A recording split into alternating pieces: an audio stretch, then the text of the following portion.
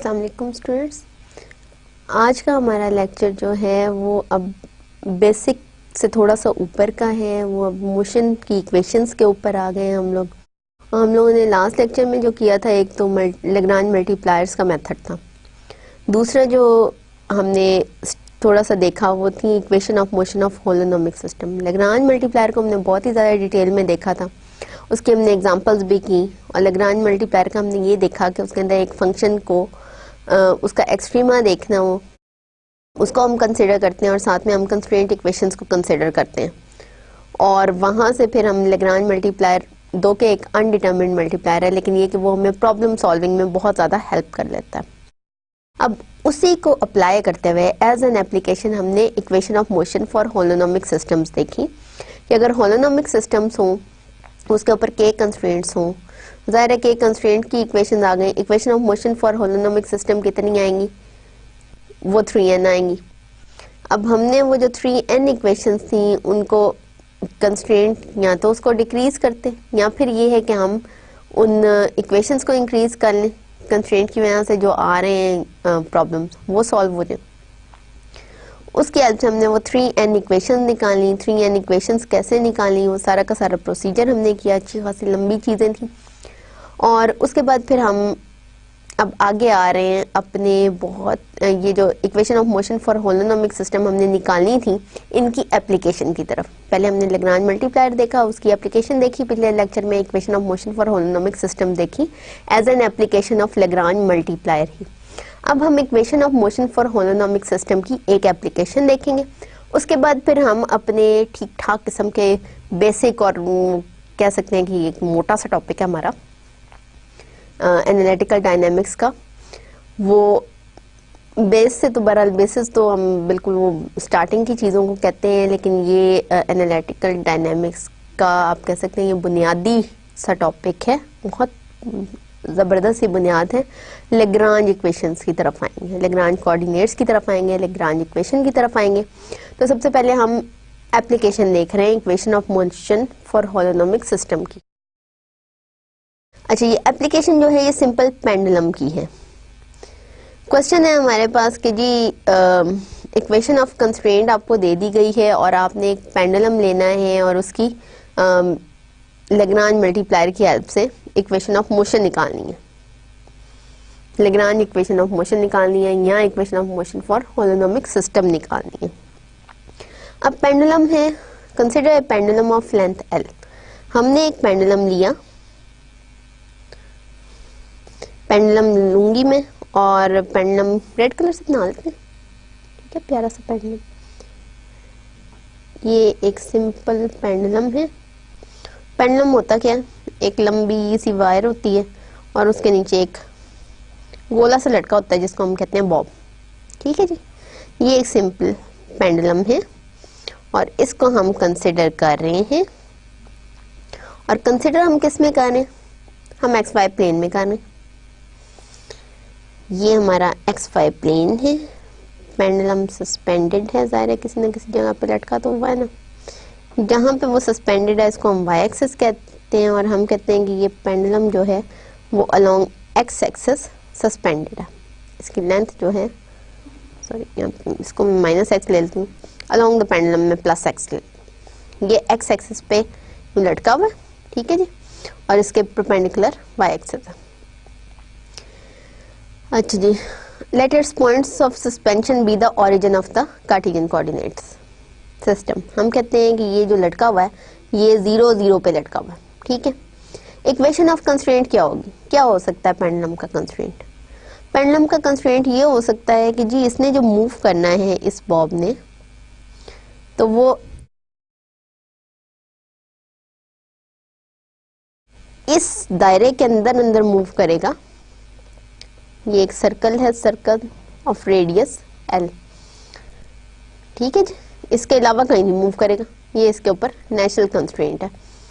और सर्कल की इक्वेशन क्या है? इक्वेशन है x² + y² = r², जबकि r जो है वो लेंथ ऑफ द पेंडुलम है और इस लेंथ की हमने बात की है कि ये जो टोटल लेंथ है, लेंथ ऑफ द पेंडुलम, ये l है। तो x² + y² = l²। ये इसकी कंस्ट्रेंट इक्वेशन है कि ये जो बॉब है ये इसी लेवल पे मूव करेगा, उसके अलावा कहीं नहीं मूव कर सकता, एक्स वाई प्लेन में यहाँ पे ही मूव करेगा। तो यहाँ से हमारे पास इक्वेशन ऑफ कंस्ट्रेंट क्या आती है, 5xy equal to x square plus y square minus l square equal to 0।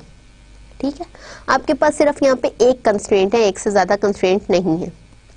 एक कंस्ट्रेंट है तो आपको कितने लैग्रांज मल्टीप्लायर चाहिए होंगे, एक चाहिए होगा। ठीक है जी, अब आप इक्वेशन ऑफ मोशन की तरफ आए। इक्वेशन ऑफ मोशन क्या थी, इक्वेशन ऑफ मोशन जो हमने निकाली थी होलोनोमिक सिस्टम के लिए। अब इसके अंदर देखो होलोनोमिक सिस्टम में एक्स इंडिपेंडेंट है, वाई इंडिपेंडेंट है, एक्स में कोई वेरिएशन होगी तो वो भी इंडिपेंडेंट है। आप पेंडुलम को थोड़ा सा खींच लें, लंबा कर लें, छोटा कर लें, डेल्टा एक्स आ जाएगा, उससे वाई को कोई फर्क नहीं पड़ना है। इस टाइम वाई के अंदर जो वेरिएशन है उससे एक्स को कोई फर्क नहीं पड़ा। ठीक है, होलोनोमिक सिस्टम है आपका, कंस्ट्रेंट को कोई खास फर्क नहीं पड़ा। ठीक है, कंस्ट्रेंट उसके हिसाब से हो जाएगा, एक्स की बजाय एक्स प्लस डेल्टा एक्स आ जाएगा, छोटी सी क्वांटिटी इंक्रीज कर दी, कंस्ट्रेंट को क्या फर्क पड़ा, कंस्ट्रेंट पे कोई फर्क नहीं पड़ेगा, कंस्ट्रेंट उसके लिहाज से हो जाएगा। अच्छा जी, अब हमने लैग्रांज मल्टीप्लायर लैम्डा यूज करना है। इक्वेशन ऑफ मोशन हमारे पास क्या थी, वो जो हमने प्रीवियस उसमें लेक्चर में डिराइव की थी।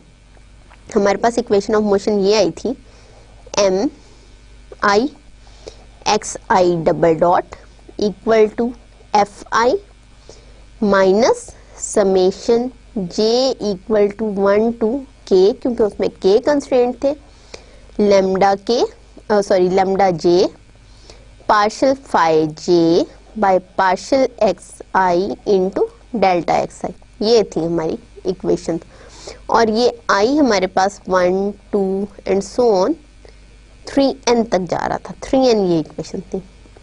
अब ये जो पेंडुलम है इसमें आई क्या होगा, वहां पे कोऑर्डिनेट्स कितने थे, 3n, आई 1 से 3n तक था। यहाँ पे कोऑर्डिनेट्स कितने हैं, x और y, दो कोऑर्डिनेट्स हैं, एक x है हमारे पास कोऑर्डिनेट और एक y है, इसके अलावा कोई कोऑर्डिनेट नहीं है। कंस्ट्रेंट इक्वेशन कौन सी है, एक है। लैम्डा कितना यूज होगा, यहाँ पे ये था कि 5j कंस्ट्रेंट्स थे, k कंस्ट्रेंट्स थे ओवरऑल 1 से लेके k तक, तो लैम्डास कितने यूज हो रहे थे, 1 से लेके k तक, k लैम्डास यूज हो रहे थे। यहाँ पे एक कंस्ट्रेंट है, 1 कंस्ट्रेंट, तो एक ही लैम्डा बीच में यूज होगा। अच्छा जी, कोऑर्डिनेट्स हमारे पास दो हैं, दो इक्वेशन बनेंगी। अब इसको हम कहते हैं जी, एक x1 हमारे पास यहाँ पे x है और x2 हमारे पास y है। उसके लिहाज से इस इक्वेशन को हम मॉडिफाई करते हैं इन दो कोऑर्डिनेट्स के हिसाब से। क्यों, इसलिए कि सिंपल पेंडुलम में हम एक प्लेन में चल रहे हैं, प्लेन के कोऑर्डिनेट्स x और y हैं। अच्छा, जब हम पहला कोऑर्डिनेट अप्लाई करते हैं, मास हमारे पास दोनों कोऑर्डिनेट्स के लिए सेम है, m1 और m2 दोनों के लिए सेम है, और वो इक्वल टू m है हमारे पास, जो भी पेंडुलम के बॉब का मास होगा। ठीक है, बॉब का ही मास होता है, वो स्ट्रिंग का तो हम कहते हैं कि ये मासलेस है, बहुत ही हल्का मास है, हम कंसिडर ही नहीं करते उसका मास। अच्छा, पहले ये देख लें कि एक्सटर्नल फोर्स जो इस बॉब पे होगी वो क्या होगी। बॉब एक्स एक्सिस के लॉन्ग है, एक्स एक्सिस वर्टिकल है। ठीक है, इस बॉब के ऊपर जाहिर है ग्रेविटी असर कर रही है, ग्रेविटी के अलावा कोई और एक्सटर्नल फोर्स नहीं है। जो ग्रेविटी इसके ऊपर है, ग्रेविटी की वजह से इसका वेट होगा, वेट इज द फोर्स। ठीक है, एक्सटर्नल फोर्स इसकी क्या है, इसका वेट है, वेट इसका क्या है, mass into gravity, gravitational force है। इस वक्त आप देखेंगे gravitational force along x axis है, वाई एक्सिस के अलोंग नहीं है। तो कंपोनेंट्स ऑफ दिस फोर्स क्या होंगे, एक्स कंपोनेंट उसका mg होगा, y कंपोनेंट 0 होगा। क्यों, इसलिए कि जो वेट है ये अलोंग एक्स एक्सिस है और अलोंग वाई एक्सिस वेट का कोई कंपोनेंट नहीं है। तो हमारे पास फोर्स के भी दो कंपोनेंट आ गए, एक हमारे पास Fx आ गया mg, और दूसरा हमारे पास Fy आ गया which was 0।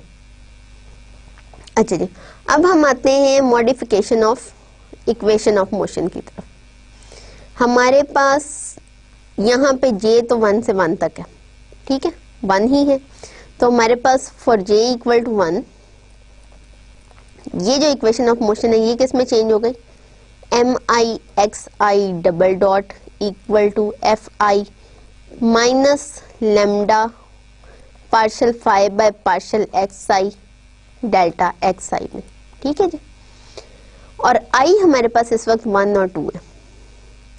For I equal to 1, this equation changes into m1 x1 double dot equal to f1 minus, sorry minus नहीं यहाँ पे, हाँ ठीक है माइनस कर लें, minus lambda times partial phi by, sorry यहाँ पे माइनस नहीं था, यहाँ पे प्लस था।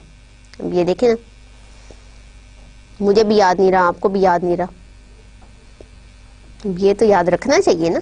ये ना याद रहे तो फिर इम्तिहान में भी हमारी गलती हो जाएगी, फिर हम क्या करेंगे, फिर हमारे नंबर कट जाएंगे। तो ये तो अब याद रखने की बात थी ना, जिसे मैं भी भूल गई, जिसको आप भी भूल गए। अच्छा जी, तो अब अगर हम इस तरह से कर लेंगे जी, इसके अंदर x की बजाय i की बजाय 1 पुट करने, तो हमारे पास इक्वेशन हो गई m1 x1 डबल डॉट बराबर हो गया f1 plus lambda times partial 5 by partial x1, ठीक है। और यहाँ पे डेल्टा x1 नहीं आना था, ये भी तो खैर जी। और अगर हम i की बजाय 2 पुट करें तो हमारे पास इक्वेशन होगी m2 x2 double dot f2 plus lambda partial 5 by partial x2। अब पहली इक्वेशन में x1 की बजाय x पुट कर दें तो यहाँ पे आपके पास आ गया mx डबल डॉट बराबर fx plus lambda partial 5 by partial x। और दूसरी इक्वेशन में x2 की बजाय आप y पुट करोगे तो आपके पास इक्वेशन आ गई my double dot equal to fy plus lambda partial 5 by partial y, ठीक है जी। अब जी fx के हमें कंपोनेंट्स का पता है, fx का भी पता है, सॉरी f के कंपोनेंट्स का, fx का भी हमें पता है और fy का भी पता है। fx हमारे पास mg है, पार्शियल 5 बाय पार्शियल x हम यहाँ से निकाल सकते हैं। ये जो 5 हमारे पास है ये हमें पार्शियल 5 बाय पार्शियल x भी देता है जो कि 2x है, और पार्शियल 5 बाय पार्शियल y भी देता है जो कि 2y है। तो जब हम ये वैल्यूज पुट करेंगे तो हमारे पास दोनों इक्वेशंस इस तरह से चेंज हो गई कि mx डबल डॉट बराबर है mg प्लस 2x लैम्डा और my डबल डॉट बराबर है 2y लैम्डा के। अब यहाँ से x डबल डॉट आपके पास आ गया g plus 2x lambda over m और y डबल डॉट आपके पास आ गया 2y लैम्डा ओवर m, यानी इनफैक्ट आपके पास एक्सेलरेशन के दोनों कंपोनेंट्स आ गए। एक्सेलरेशन का एक कंपोनेंट था g plus 2x lambda over m, दूसरा कंपोनेंट था 2y लैम्डा ओवर m, और ये दोनों इन टर्म्स ऑफ लैम्डा आए, इन टर्म्स ऑफ लैग्रांज मल्टीप्लायर आए। अब हम जाते हैं अगले स्टेप की तरफ। यूजुअली क्या होता है कि सिंपल पेंडुलम की मोशन को हम in terms of radial components and angular components यानी कि पोलर कंपोनेंट्स में, पोलर कोऑर्डिनेट्स में शो करते हैं। तो हम कोशिश करेंगे कि हम किसी तरह इस सारे को खींच के ना एक ही उसमें ले आए, एक ही इक्वेशन में ले। अब पोलर कोऑर्डिनेट्स में हमें पता है x किसके बराबर होता है, पोलर कोऑर्डिनेट्स में x जो है वो r cos थीटा के बराबर होता है, y जो है वो r sin थीटा के बराबर होता है। अब यहाँ पे r की बजाय लेंथ ऑफ द पेंडुलम है l cos theta, y l sin theta हो गया। अच्छा, अगर x ये है तो x डॉट क्या होगा, रेडियल कंपोनेंट तो आपका कांस्टेंट हो गया ना। अब x डॉट जो होगा वो क्या है, वो है आपका dx over dt, time derivative of x। Radial component का टाइम डेरिवेटिव यहाँ पे नहीं लिया जा सकता, वो कांस्टेंट है। बात आ गई थीटा पे, थीटा का टाइम कंपोनेंट लिया जा सकता है l cos का derivative minus sine theta into theta dot, ठीक है जी। इसी तरह y डॉट आपका dy बाई dt है l cos theta into theta dot. अच्छा, जब x डॉट ले सकते हैं तो x डबल डॉट की भी तो पोलर में वैल्यू आ सकती है, पोलर कोऑर्डिनेट्स में कैसे आएगी, D square x by d T square, यानी x डॉट का एक और डॉट लिया।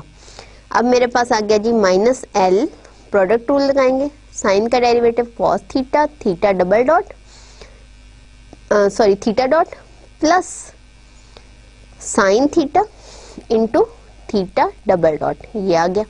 इसी तरह y डॉट, इसके ऊपर एक और टाइम डेरिवेटिव अप्लाई करेंगे तो l cos थीटा का minus sine theta, theta dot का स्क्वायर आ जाएगा। क्यों आएगा, क्योंकि cos थीटा का है जी derivative sine theta into theta dot, और ये थीटा डॉट जो है ये भी तो अप्लाई हो रहा है, प्लस बाकी g cos theta as it is और थीटा डॉट का डेरिवेटिव थीटा डबल डॉट। अब ये दोनों वैल्यूज हम उन इक्वेशन में पुट कर देंगे, इसके अलावा x की वैल्यू भी पुट करेंगे और y की वैल्यू भी पुट करेंगे। मैं प्रीवियस स्लाइड से जरा इक्वेशन देख लूँ।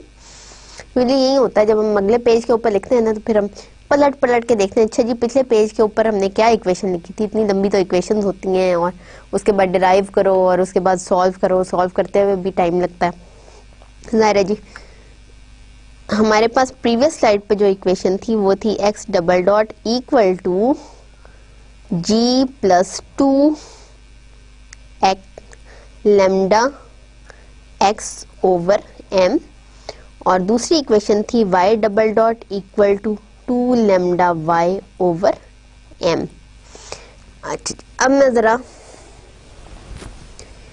इक्वेशन में वैल्यूज पुट कर रही हूँ। x डबल डॉट की मेरे पास अब क्या वैल्यू आई, मेरे पास आई minus l cos theta theta dot का square minus l sine theta theta double dot बराबर है g plus 2 lambda over m।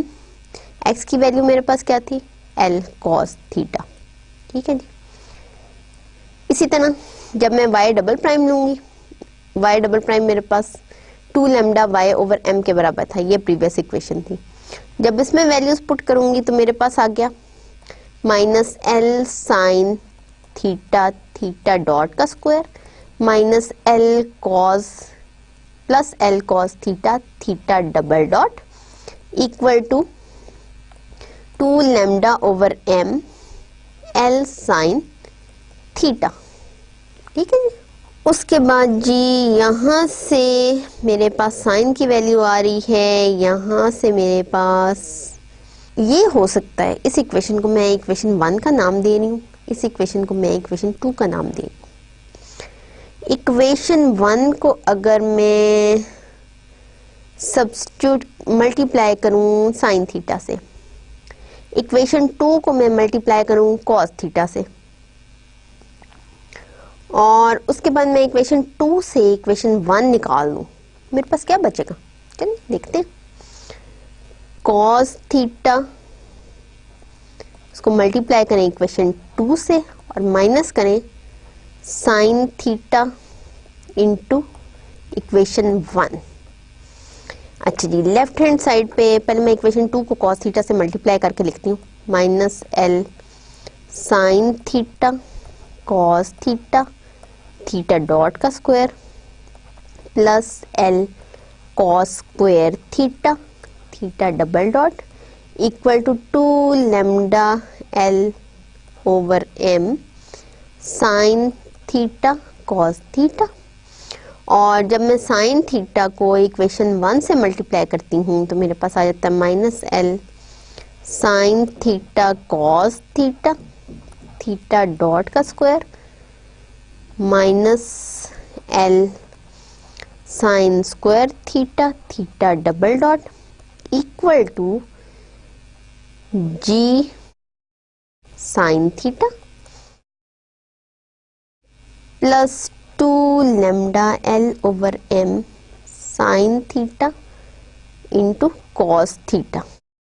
अब मैं इनको जरा सब्ट्रैक्ट कर, जब मैंने सब्ट्रैक्ट किया ये वाली टर्म्स तो कैंसिल आउट हो गई और ये वाली टर्म भी कैंसिल आउट हो गई। मेरी इक्वेशन बड़ी सिंप्लीफाई सी रह गई है। सिंप्लीफाइड इक्वेशन क्या है मेरी, अभी मैं इधर लिख रही हूँ, जगह जरा कम है। एल कॉमन निकालूं और थीटा डबल डॉट कॉमन निकालूं तो अंदर रह गया cos square theta plus sign square theta. दूसरी तरफ मेरे पास रह गया माइनस जी साइन थीटा। ठीक है जी। इसका मतलब ये कि एल थीटा डबल डॉट मेरे पास आया माइनस जी साइन थीटा, और इसका मतलब ये हुआ कि थीटा डबल डॉट मेरे पास हो गया माइनस जी ओवर एल साइन थीटा। अब ये वो इक्वेशन है जो लेमडा के बगैर है, जिसमें लेग्रांज अनडिटरमिन्ड कोएफिशिएंट इन्वॉल्व नहीं हो रहा, और ये थीटा और थीटा डबल डॉट के दरमियान रिलेशनशिप दे रही है, और ये सिंपल पेंडुलम की गवर्निंग इक्वेशन है। ये सारी की सारी मोशन ऑफ द पेंडुलम को डिस्क्राइब कर रही है। अब इस एग्जांपल के बाद, इस एप्लीकेशन के बाद, अब हम अपने एक मेजर टॉपिक की तरफ आते हैं। वो मेजर टॉपिक हमारा है लेग्रांज कोऑर्डिनेट का। लैग्रांज जनरलाइज्ड कोऑर्डिनेट्स क्या होते हैं, इसको हम थोड़ा सा डिस्कस करेंगे। एक सिस्टम है n पार्टिकल्स का, क्योंकि हम सिस्टम की बात कर रहे हैं ना, जब जरा बड़ी बात कर रहे हैं, पहले हम एक पार्टिकल की बात करते थे, हम पूरे सिस्टम की बात कर रहे हैं कि सिस्टम ऑफ n पार्टिकल्स और उसके ऊपर k कंस्ट्रेंट्स हैं। डिग्रीज ऑफ फ्रीडम, ये मैंने आपको पिछले लेक्चर में भी थोड़ा सा बताया था कि डिग्रीज ऑफ फ्रीडम थोड़ी रिड्यूस हो जाएंगी, वो 3n माइनस k हो जाएंगी, क्योंकि k तो कंस्ट्रेंट की वजह से रिस्ट्रिक्शंस आ गई है ना, k डिग्रीज पे, k कोऑर्डिनेट्स पे तो रिस्ट्रिक्शन आ गई, बाकी 3n माइनस k कोऑर्डिनेट्स बचे। अब ये जो k of 3n Cartesian coordinates हैं, उनको हम लिख सकते हैं, हम बाकी f कोऑर्डिनेट्स की हेल्प से लिख सकते हैं। ठीक है, f क्या है, 3n माइनस k।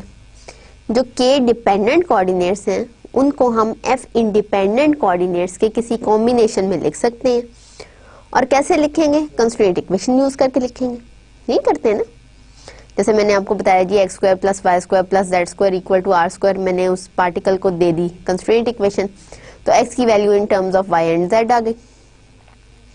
वहां पे f कितने थे, 3 माइनस 1 2। ठीक है, तो वो जो कंस्ट्रेंट एक था उसकी वजह से एक डिग्री ऑफ फ्रीडम रिड्यूस हो गई, x जो है वो डिपेंडेंट बन गया, x जो है वो अब डिपेंडेंट है, y z इंडिपेंडेंट है, तो x को मैं इन terms of y and z लिख सकती हूँ।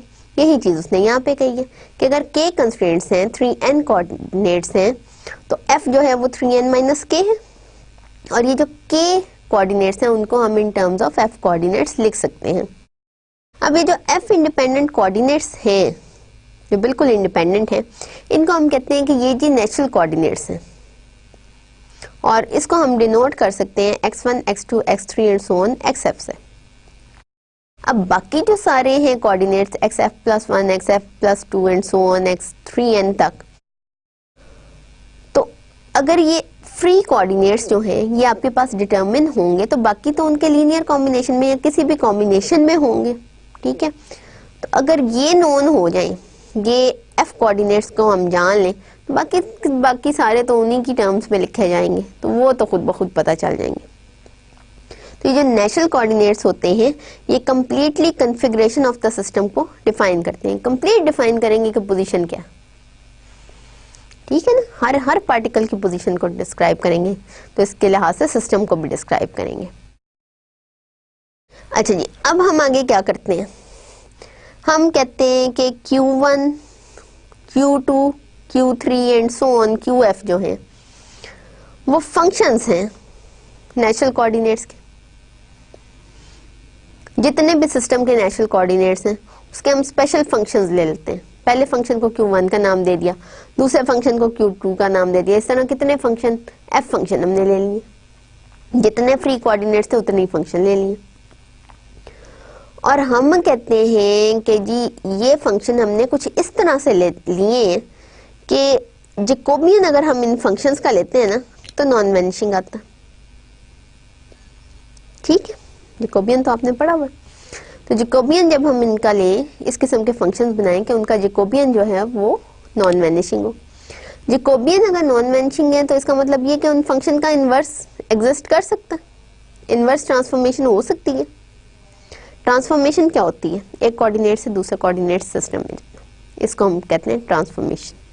ठीक है, जैसे आप रेक्टेंगुलर से या कार्टेशियन कोऑर्डिनेट्स से पोलर कोऑर्डिनेट्स में जाते हैं।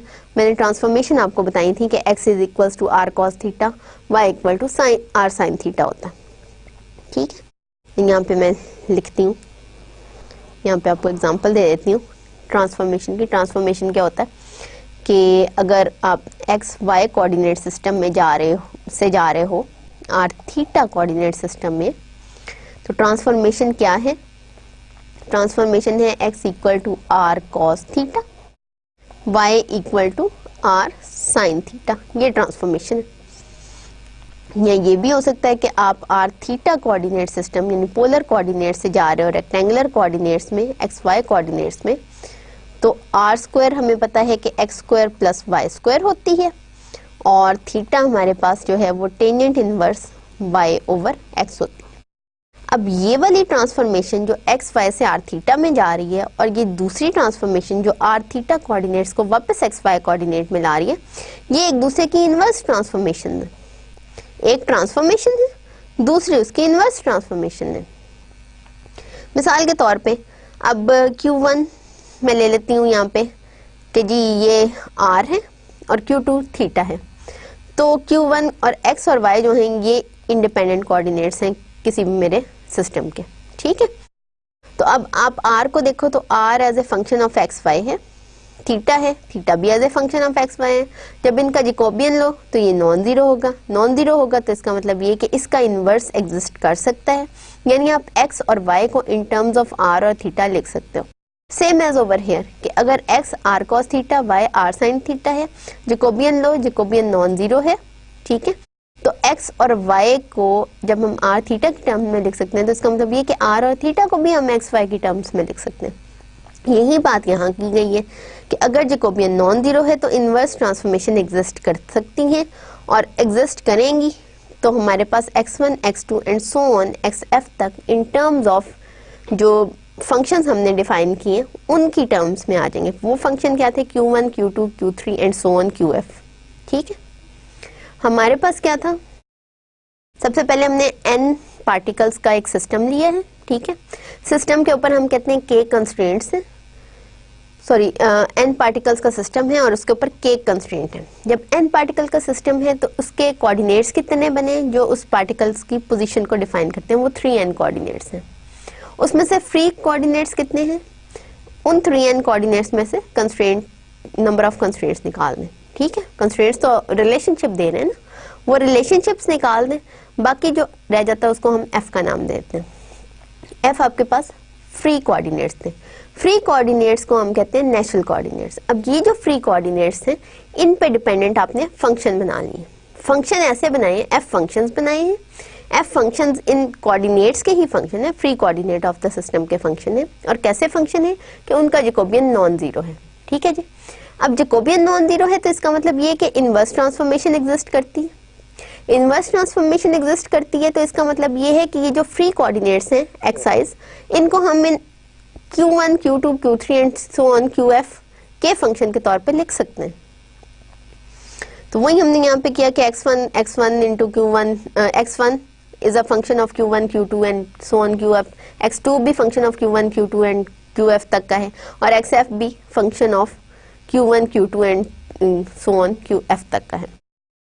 अच्छा, तो यहाँ पे भी यही बात की है कि therefore given a set of values Q1, Q2, Q3 and so on Qf, the natural coordinates are uniquely determined and therefore the system configuration of the system is fully defined। इसका मतलब ये कि ये जो सारे के सारे functions हैं ये configuration of the system को define करेंगे, ठीक है, क्योंकि ये यूनिक ही होंगे। और in this manner Q1, Q2 and so on Qf provide a set of coordinates for the system।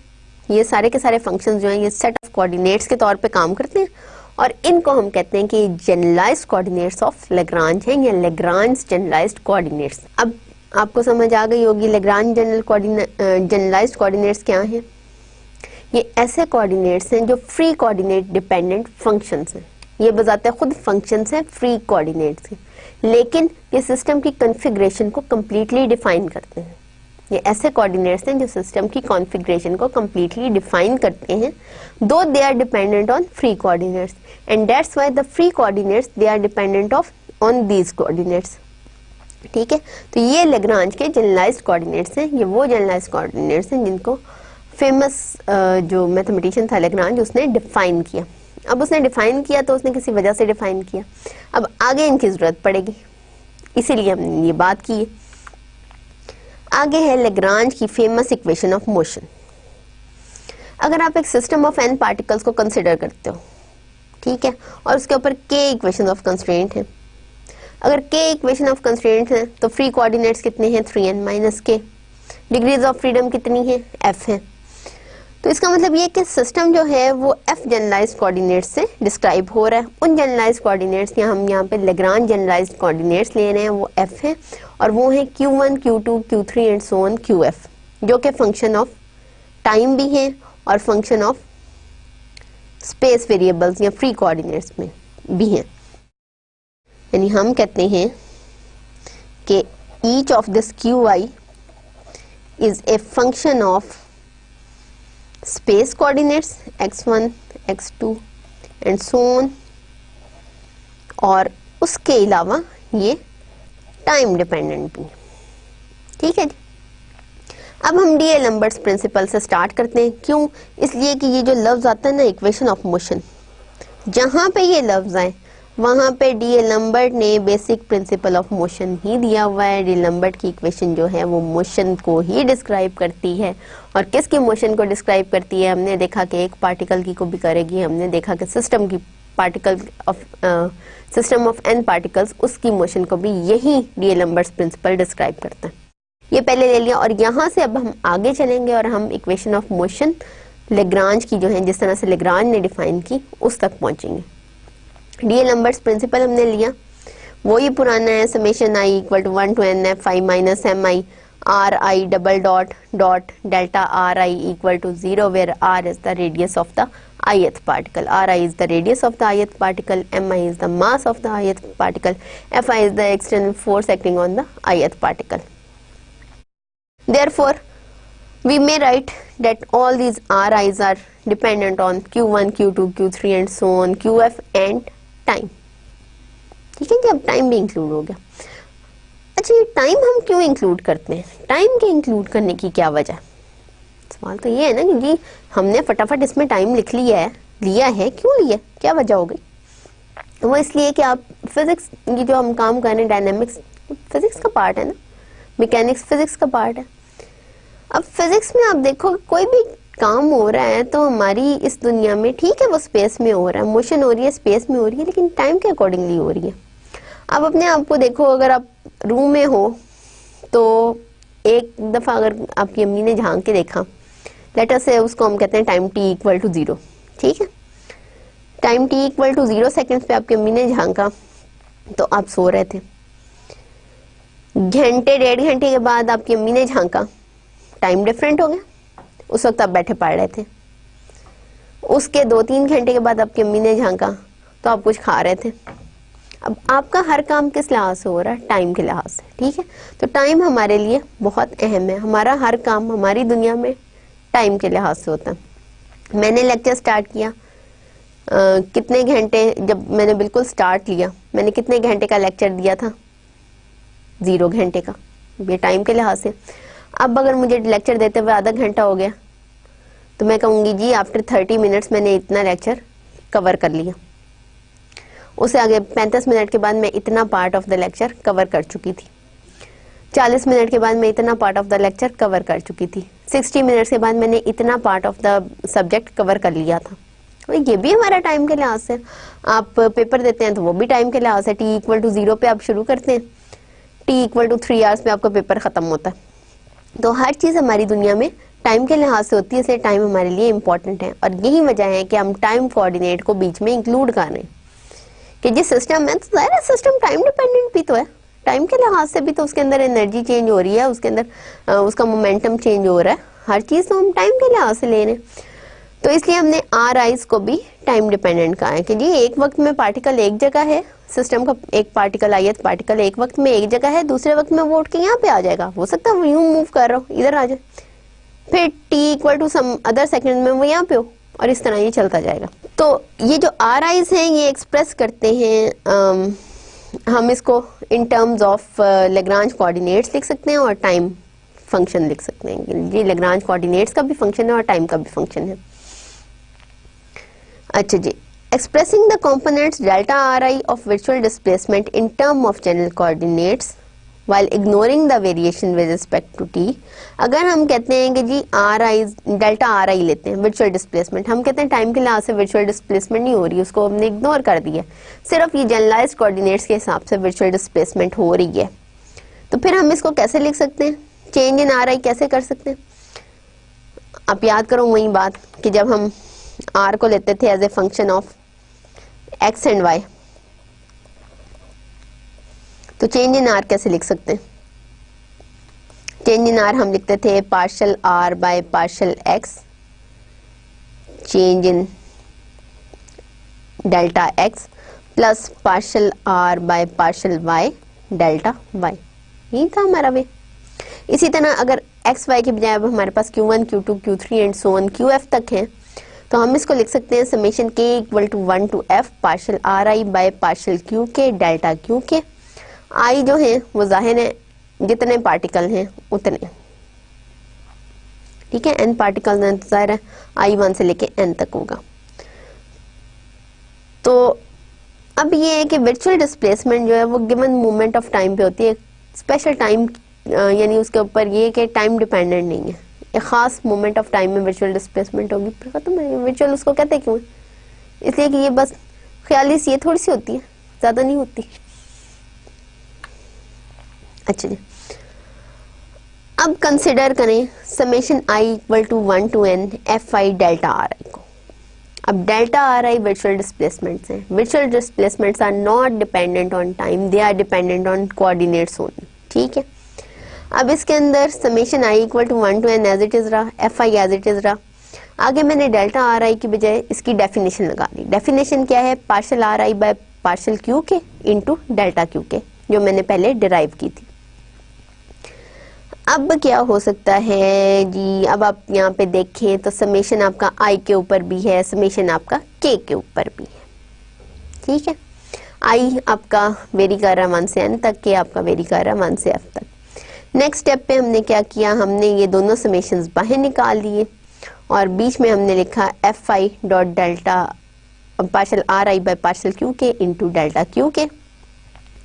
यहाँ हम इस वाले डॉट प्रोडक्ट को, डॉट प्रोडक्ट तो आपको पता है वेक्टर्स के दरमियान लेते हैं, तो ये जो फंक्शन है, सॉरी फोर्स है, ये भी वेक्टर है, और ये जो आर आईज हैं ये भी वेक्टर्स हैं, तो ये सारा वेक्टर है। Vector dot vector equal to scalar, तो आंसर जो भी स्केलर आता है उसको हम क्यू के का नाम ले रहे हैं।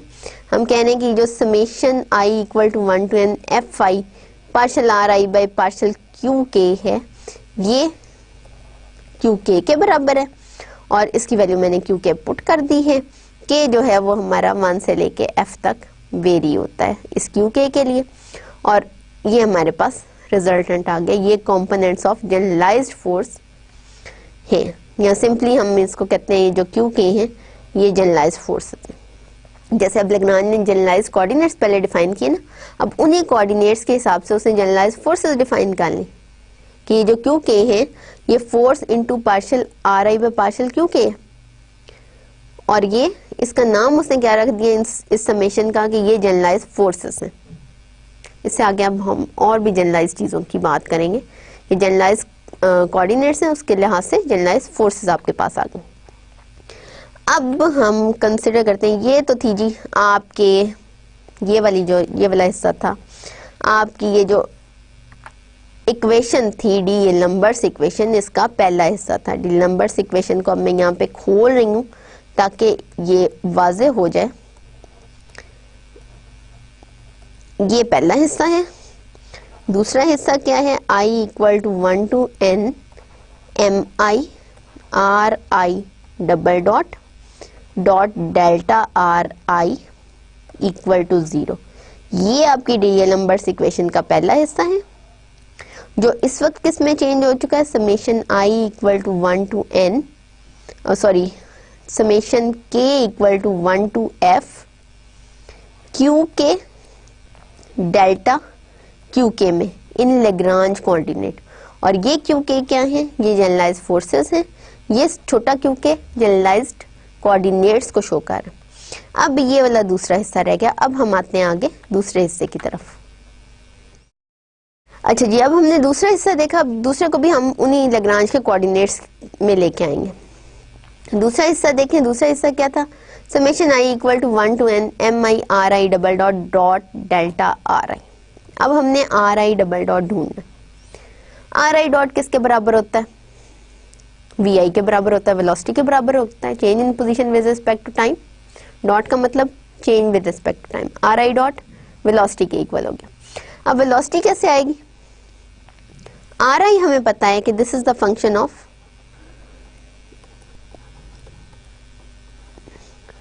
Q eyes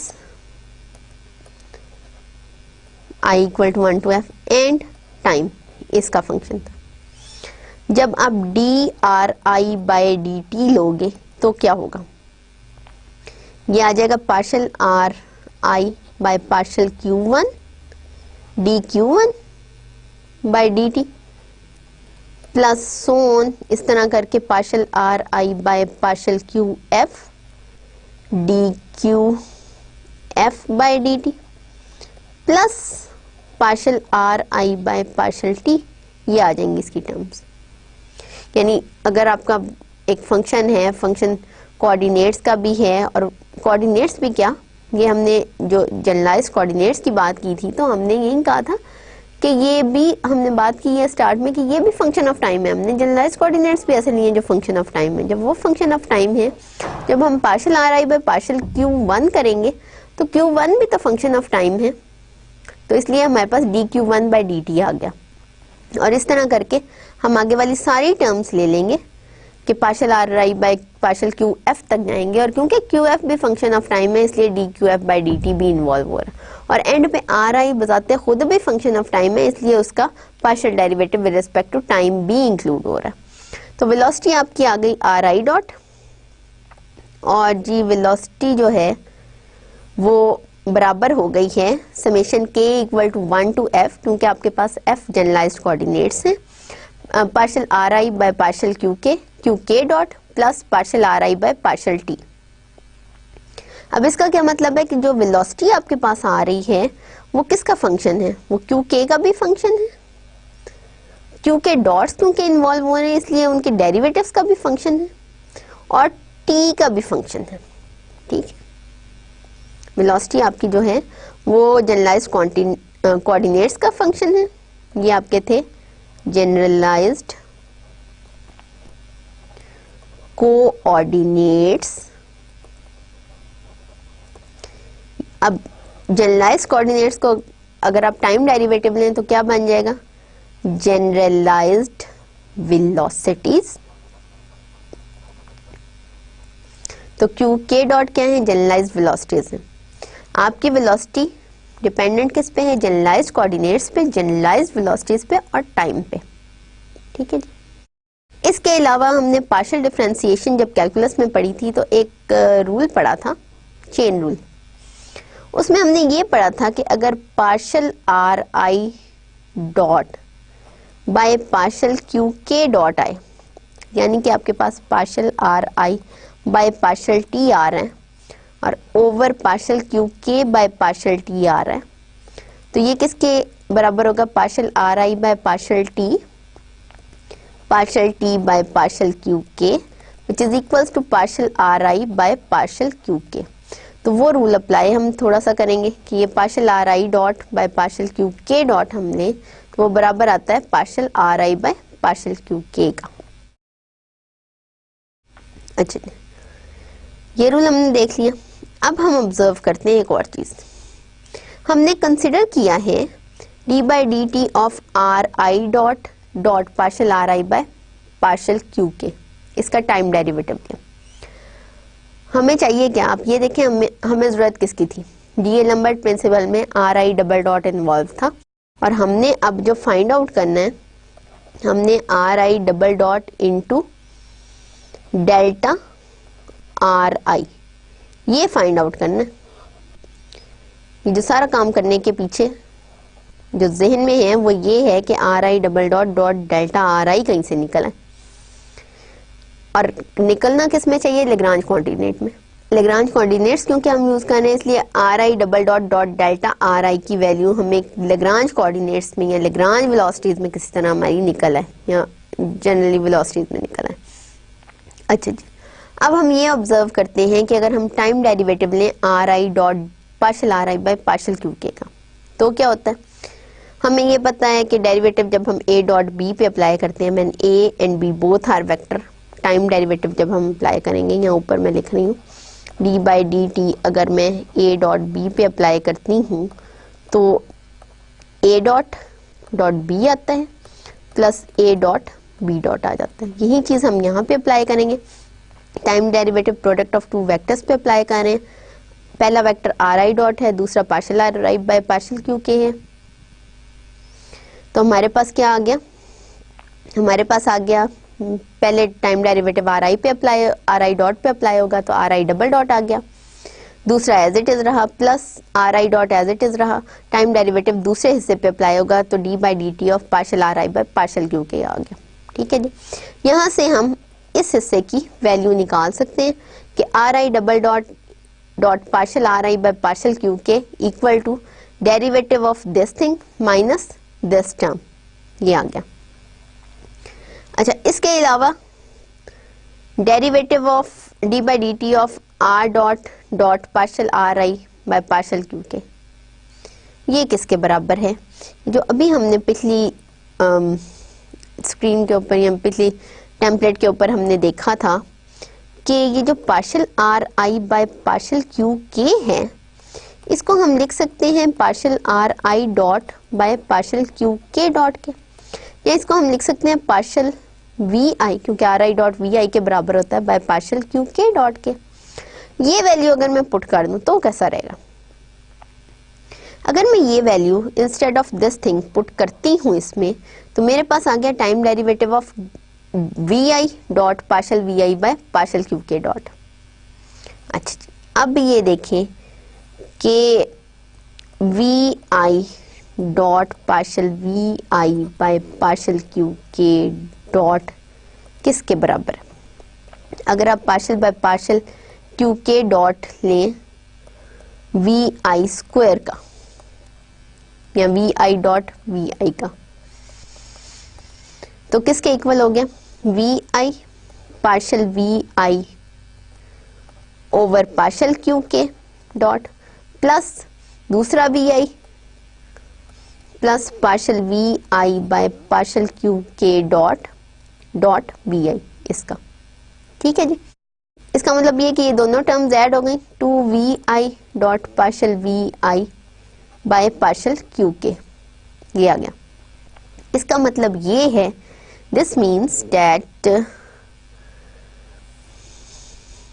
we i dot partial v i over partial q k is half partial by partial q के dot v i dot v i, ये इसके बराबर।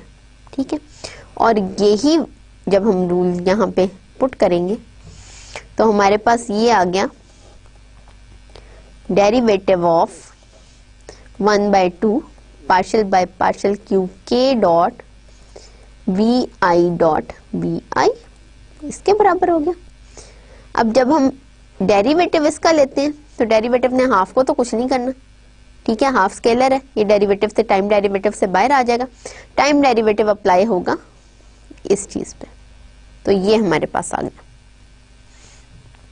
अब हम नीचे जाएंगे, नेक्स्ट स्लाइड पे आते हैं। अच्छा जी, फर्दर हमें क्या पता है? हमें ये पता है कि time derivative of partial r I by partial q k किसके बराबर होगा? टाइम डेरिवेटिव ले रहे partial r I by partial q k का, और partial r I by partial q k, this is also function of q's, ठीक है ना, एंड टीज, क्योंकि r i function of q और टी है, क्यूज और टी का फंक्शन है, तो partial r I by partial q के भी तो क्यूज और टी का फंक्शन होगा।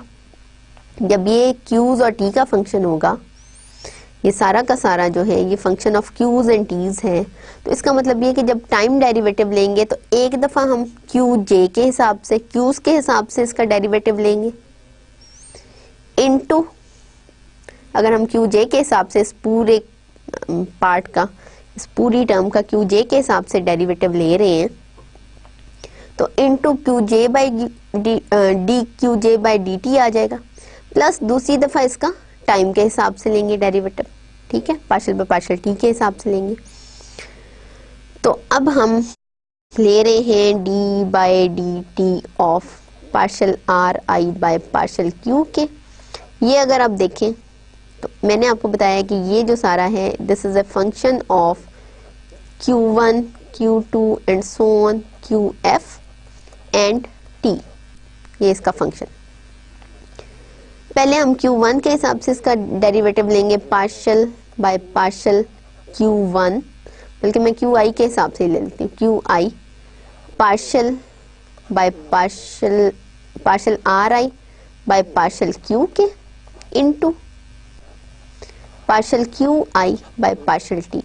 ठीक है, ये स्पेस कोऑर्डिनेट्स के हिसाब से, और ये स्पेस कोऑर्डिनेट्स जो हैं वो, बल्कि यहाँ पे आई की बजाय जे ना लिख दूँ, आई ऐसे मिक्सअप हो जाएगा, है ना।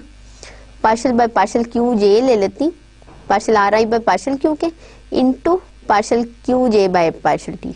ठीक है, और जे वेरी कर रहा है 1 से लेके f तक, यानी जितने फ्री कोऑर्डिनेट्स हैं, प्लस एक इसका partial derivative with respect to time आ जाएगा, partial are I by partial Q के। और ये अगर आप नोट करें यहाँ से, तो ये डबल पार्शियल डेरिवेटिव बन जाता है आर आई का with respect to q j and q के, और ये जो है ये क्यू जे डॉट बन जाता है। ठीक है, और ये अगर आप देखो तो ये partial square are I by partial T partial Q के बन गया।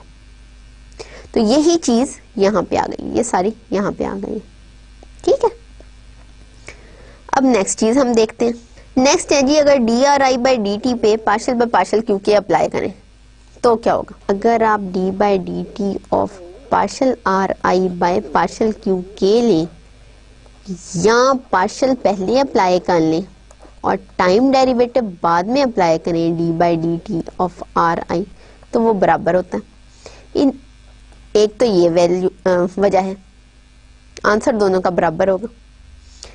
दूसरा, अब मैं दूसरी तरह से जैसे यहाँ पे लिखा हुआ है उसके अकॉर्डिंगली भी करके आपको दिखाती हूँ कि वो क्या हुआ, कैसे बना। वो ये हुआ कि आपका जो d r i by d t था वो तो था जी partial are I by partial Q k,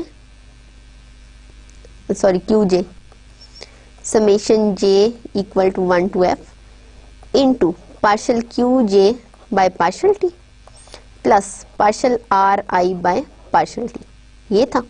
ठीक है जी, जब इसके ऊपर फर्दर आप अप्लाई करोगे partial by partial Q k, तो वो इस सारे हिस्से पे भी अप्लाई होगा। ठीक है, और इस पे भी अप्लाई होगा। अच्छा, ये जो partial q j by partial T था, यहाँ पे मैं पार्शियल बाय पार्शियल क्यू के अप्लाई कर रही हूँ इसके ऊपर, तो इसका मतलब ये कि मैं जो partial by partial Q k है इसको अप्लाई कर रही हूँ summation j equal to 1 to f partial are I by partial q j into q j dot पे plus partial are I by partial t पे। और उस लिहाज से क्या हुआ कि जब ये अप्लाई होता है तो ये सिर्फ इतने हिस्से पे अप्लाई होगा। ठीक है, और बाकी उसके बाद इस पे अप्लाई होगा। जब दोनों पे अलग-अलग अप्लाई होगा तो ये टर्म्स आ जाएंगी। इसका मतलब ये कि ये और ये बराबर, ठीक है, ये और ये बराबर हैं, तो इसका मतलब ये है कि d by d t of partial are I by partial Q के बराबर है partial v i by partial Q के। और जब हम इसको पुट करेंगे r i dot d by d t of partial are I by partial Q k में, तो वो हमारे पास आ जाएगा half partial by partial Q k of v i dot v i. अब एक हमारे पास are I d by d t partial are I by partial Q k का रिजल्ट आ गया, half partial by partial Q k of v i dot v i. और एक हमारे पास ये प्रीवियस रिजल्ट था derivative of r dot dot यानी r i dot dot partial are I by partial Q k का, जो कि ये था। ये और इससे नेक्स्ट दो रिजल्ट्स आ गए, और ये दो रिजल्ट्स हमारे ये जो इक्वेशन स्टार है इसमें पुट होंगे। स्टार में जब हम ये दो रिजल्ट्स पुट करेंगे तो हमारी इक्वेशन स्टार इस इक्वेशन में कन्वर्ट हो गई है। R i double dot dot partial are I by partial k q k equal to 1/2 d by d t partial by partial Q के dot v i dot v i या v i square minus half partial by partial Q k v i dot v i या v i square. अच्छा, अब ये equation हमारे पास double star आ गई। Star में हमने वैल्यूज पुट की तो हमारे पास जो इक्वेशन आ गई मैंने उसको डबल स्टार का नाम दे दिया। अब ये डबल स्टार को आप एम आई से मल्टीप्लाई कर दें। एम आई से मल्टीप्लाई किया तो मैसेज क्योंकि मेरी कर रहे हैं और एम आई से मल्टीप्लाई हमने कर दिया, उसके बाद हमने समेशन अप्लाई कर दिया। समेशन अब आई पे अप्लाई हो रहा है, ठीक है, के पे तो अप्लाई नहीं हो रहा। तो हमारे पास जो रिजल्ट आया है वो है i equal to 1 to n m i r i double dot dot partial r i by partial q k equal to derivative of time derivative of partial by partial q के dot summation I equal to 1 to n half m i v i square minus partial by partial q k summation I equal to 1 to n half m i v i square. ये हमारे पास result आ गया। अब ये जो result आया है देखा जाए तो half m i v i square के ऊपर अगर आप समेशन लगाओ 1 से लेके n तक, तो ये क्या है? ये तो आपकी काइनेटिक एनर्जी थी, ये तो पूरे सिस्टम की काइनेटिक एनर्जी निकल आई। हमने वो वैल्यू यहाँ पे पुट कर दी कि जी ये half m i v i square तो पूरे सिस्टम की काइनेटिक एनर्जी होती है। अगर इसके ऊपर सम ले लिया जाए 1 से लेके n तक, ये पूरे सारे पार्टिकल्स की काइनेटिक एनर्जी का सम है। तो इसका मतलब ये कि ये जो हमारे पास डी-एलम्बर्ट्स प्रिंसिपल का सेकंड पार्ट था, ये in terms of kinetic energy आ गया कि time derivative of partial T by partial Q के dot minus time derivative of partial time sorry plus minus partial T by partial Q k. ठीक है जी, इसी kinetic energy का Q के हिसाब से डेरिवेटिव लो और इसी काइनेटिक एनर्जी का क्यू के डॉट के हिसाब से डेरिवेटिव लेके उसका टाइम डेरिवेटिव लो और उनको माइनस कर दो, तो मेरे पास ये टर्म निकल आई जो डी-एलम्बर्ट्स प्रिंसिपल की सेकंड टर्म थी। अब मेरे पास फर्स्ट टर्म भी आ गई है इन टर्म्स ऑफ क्यूज मेरे पास और क्यू डॉट्स। अब मेरे पास सेकंड टर्म भी आ गई in terms of q's and q dots. First term तो बल्कि मेरे पास कैपिटल क्यू की टर्म में आई है, जो कैपिटल क्यू है वो फोर्सेस हैं, फोर्सेस की टर्म में आई। सेकंड जो टर्म थी वो मेरे पास काइनेटिक एनर्जी की टर्म में आई थी। जब मैं ये दोनों वैल्यूज डी-एलम्बर्ट्स प्रिंसिपल में पुट करूंगी तो एफ आई की बजाय मेरे पास था summation I equal to 1 to n F I dot delta r i जो था ये मेरे पास बराबर आया था summation k equal to 1 to f q k delta q के बराबर। ठीक है, ये वैल्यू मैंने पुट कर दी। M i r i double dot dot delta r i की अभी मैंने प्रीवियस स्लाइड में जो वैल्यू निकाली है वो थी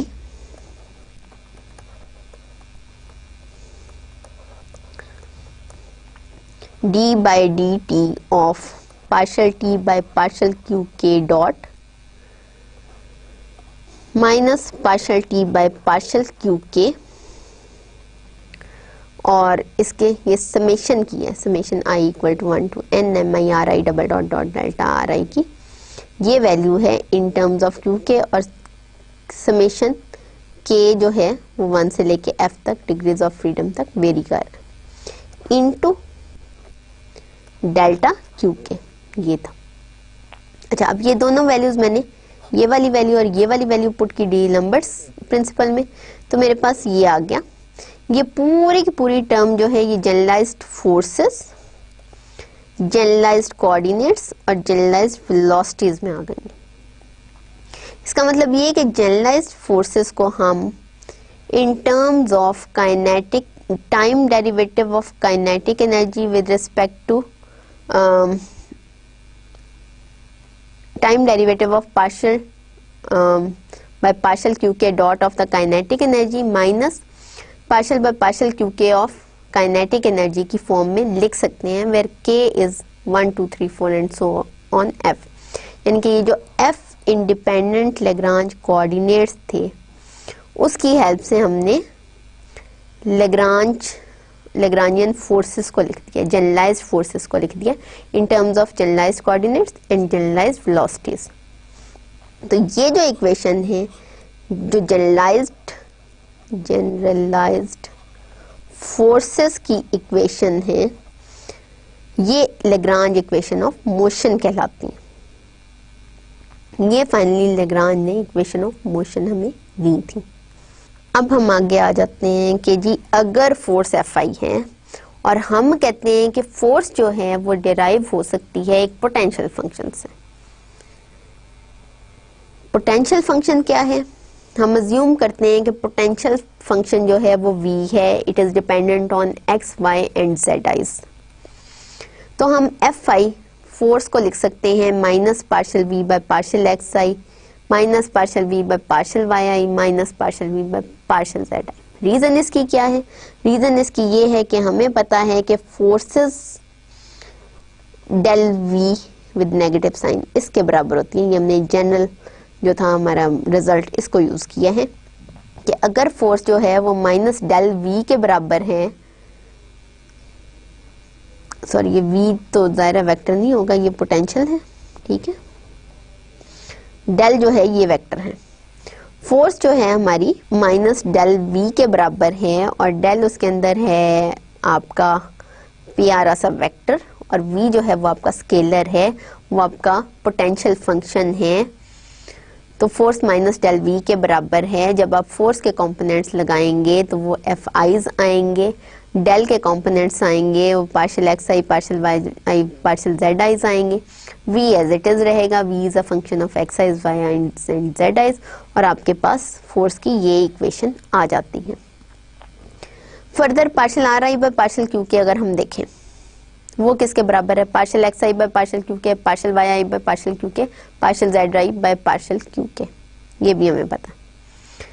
तो हम जनरलाइज फोर्सेस को कैसे लिख सकते हैं? जनरलाइज फोर्सेस फिर हमारी हो गई summation I equal to 1 to n F I dot partial are I by partial Q के। और ये किसके इक्वल हो गया? यहाँ से जरा नोटिस करें कि ये जो F I dot partial are I by partial Q k है, ये किसके बराबर आ रहा है? एफ आई का कॉम्पोनेंट क्या है? Minus partial we by partial x I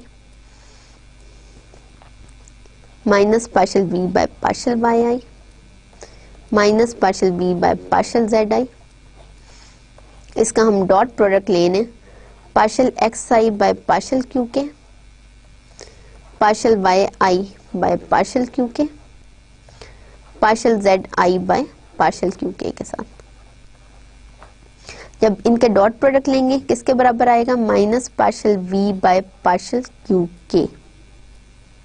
x I के साथ कैंसिल आउट हो गया, वाई आई के साथ कैंसिल आउट हो जाएंगे, जेड आई के साथ कैंसिल आउट हो जाएंगे। तो ये overall minus partial we by partial Q के बराबर आ गया। इसका मतलब ये है कि जनरलाइज फोर्सेस को इन टर्म्स ऑफ आप पोटेंशियल फंक्शन लिख सकते हैं।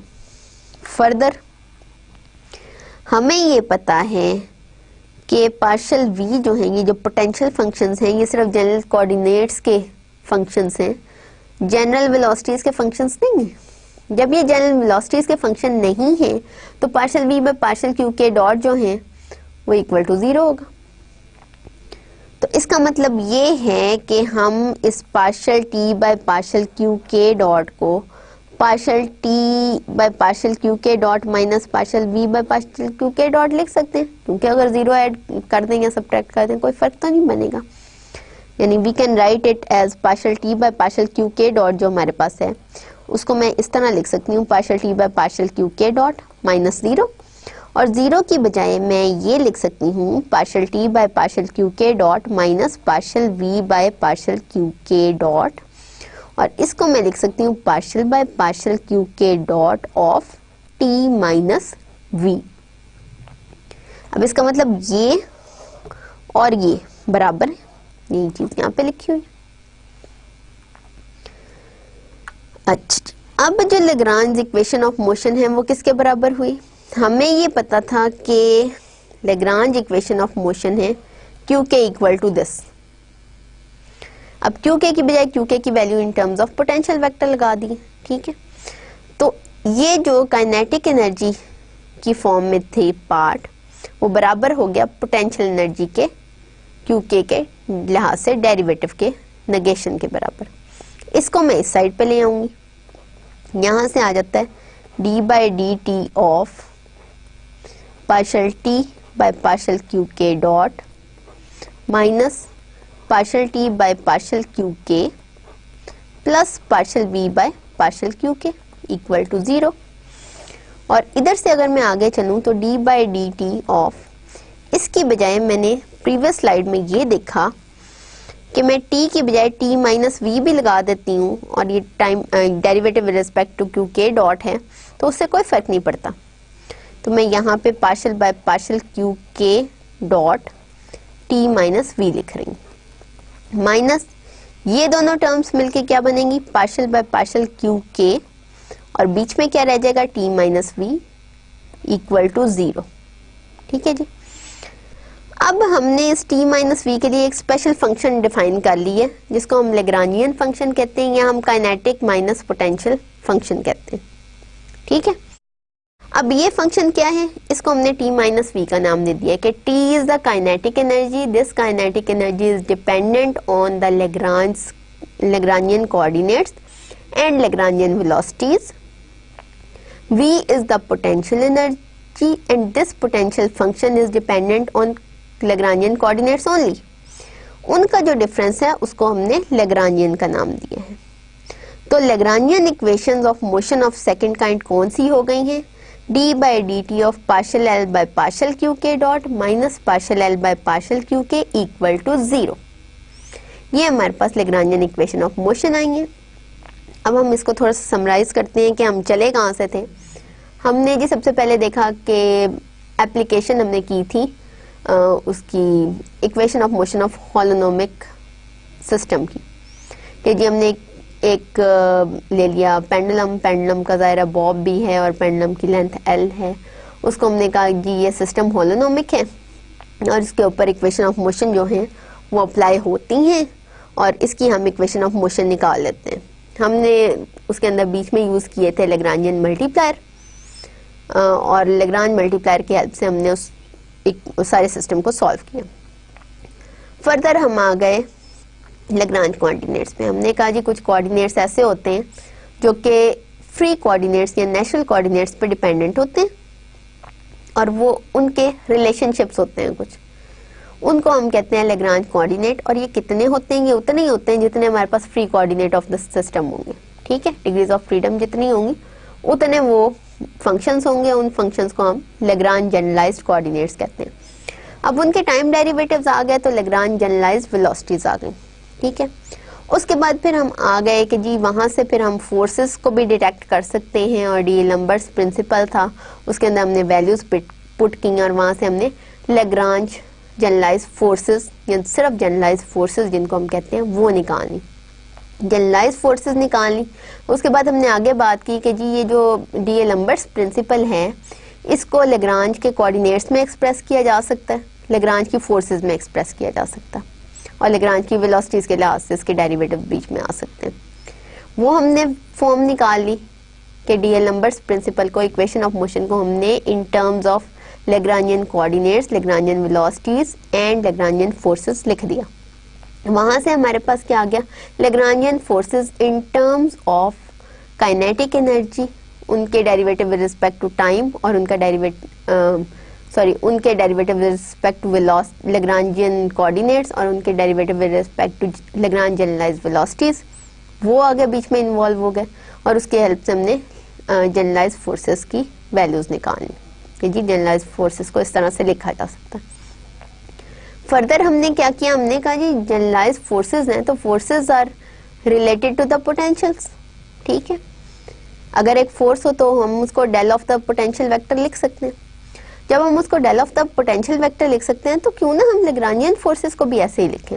हमने लेग्रांज फोर्सेस को या जनरलाइज्ड फोर्सेस को इन टर्म्स ऑफ पोटेंशियल वेक्टर लिख दिया। जब हमने पोटेंशियल वेक्टर के तौर पे लिख दिया तो हमने वो वैल्यू पुट कर दी लेग्रांज इक्वेशन ऑफ मोशन में। इक्वेशन ऑफ मोशन आ चुकी थी, उसके अंदर पोटेंशियल वेक्टर के लिहाज से वैल्यू पुट कर दी। तो अब एक और फॉर्म आ गई लेग्रांज इक्वेशन ऑफ मोशन की, इसको हम कहते हैं कि this is the Lagrange equation of motion of second kind. First kind कौन सी थी, जिसमें फोर्सेस क्यूके के तौर पे इन्वॉल्व थी। सेकंड काइंड कौन सी है कि जिसमें फोर्सेस को ओमिट कर दिया, फोर्सेस की value in terms of potential लिए और साथ में लेग्रांज बीच में एक फंक्शन नया इंट्रोड्यूस कर दिया जो t माइनस वी है और जो लेग्रांजियन फंक्शन कहलाता है या काइनेटिक पोटेंशियल एनर्जी फंक्शन कहलाता है, काइनेटिक माइनस पोटेंशियल फंक्शन कहलाता है। और उसकी हेल्प से अब हमने लेग्रांज इक्वेशन ऑफ मोशन लिख दी है। इसके साथ ही आज का लेक्चर ख़त्म होता है। तो इंशाल्लाह अगले लेक्चर में मज़ीद डिस्कशन करेंगे, इसके मुतालिक भी कुछ और चीज़ें नहीं पढ़ेंगे कि जी अगर ये लेग्रांज के कोऑर्डिनेट्स हैं तो उसके ऊपर और कौन कौन सी जनरलाइज्ड चीज़ें डिपेंड करती हैं।